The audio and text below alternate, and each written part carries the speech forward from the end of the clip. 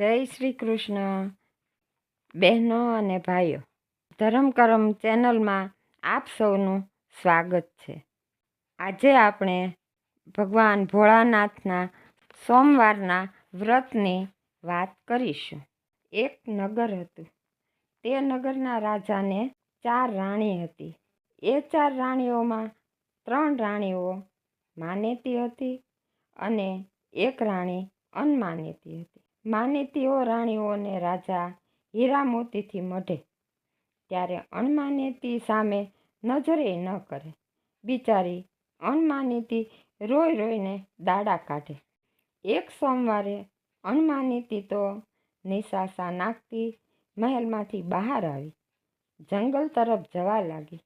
રસ્તામાં તેને દેવકન્યાઓ મળી. દેવકન્યાઓનું રૂપ જોઈ રાણી તો અંજાઈ ગઈ અને પૂછવા લાગી, બહેનો બહેનો, તમે કોણ છો? ક્યાં જાઓ છો? અમે દેવકન્યાઓ છીએ. ભગવાન શંકરની પૂજા કરવા જઈએ છીએ. ભગવાન શંકરની સોમવારે પૂજા કરવાથી પુત્રની ઈચ્છાવાળાને પુત્ર મળે છે, ધનની ઈચ્છાવાળાને ધન મળે છે અને દરેકની ઈચ્છા ભોળાનાથ પૂર્ણ કરે છે. બહેનો, મને પણ ભગવાન શંકરની પૂજા વિધિ કહો, મારે પણ પૂજા કરવી છે. તમે કોણ છો? દેવકન્યાઓએ પૂછ્યું. હું રાજાની રાણી છું, પણ નસીબની ઓછી છું, એટલે રાજાનો પ્રેમ મારે નથી. હું અણમાનીતી છું. બોલતી બોલતી રાણી રડી પડી. ના રડ બેન, ના રડ. તું અમારી સાથે ચાલ. ભગવાન શંકર તારી મનોકામના પૂરી કરશે, કહી દેવકન્યાઓ તેને પોતાની સાથે જંગલમાં લઈ ગઈ. ત્યાં ભગવાન શંકરનું દેવાલય હતું. દેવકન્યાઓએ પૂજા કરી. પછી રાણીને કહ્યું, બહેન, આ વ્રત 5 વર્ષ કરવાનું. પહેલા વર્ષે ચોખા, બીજા વર્ષે તલ, ત્રીજા વર્ષે મગ, ચોથા વર્ષે જવ, 5મા વર્ષે 7 ધાન ભેગા કરી પૂજા કરવી.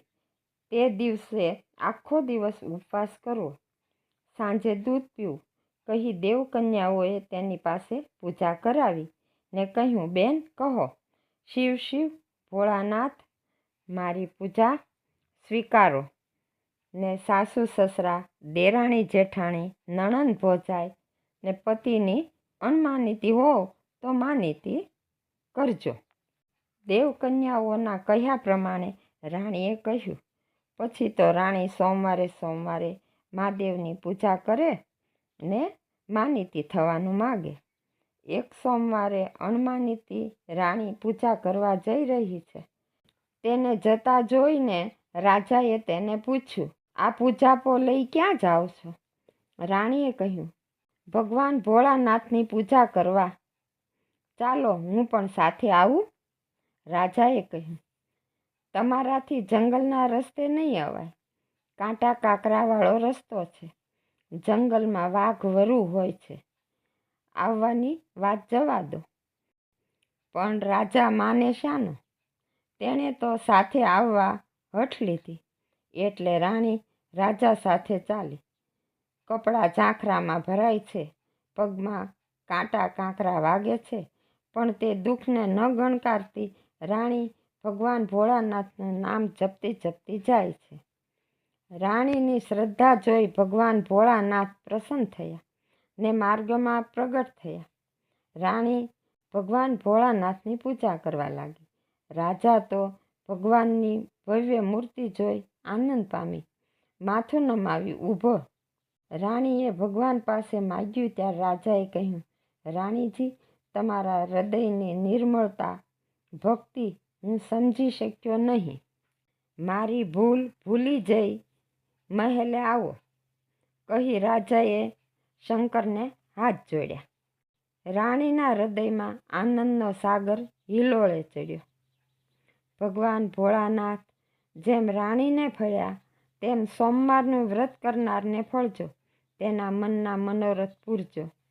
જય ભોળાનાથ, જય ભોળાનાથ. તો લ્યો બહેનો અને ભાઈઓ, જો તમને આ વાત ગમી હોય તો આપણી આ ચેનલને લાઈક, શેર અને સબસ્ક્રાઈબ જરૂર કરજો. ફરી મળશું આપણે બીજી કથામાં. જય શ્રી કૃષ્ણ, જય ભોળાનાથ.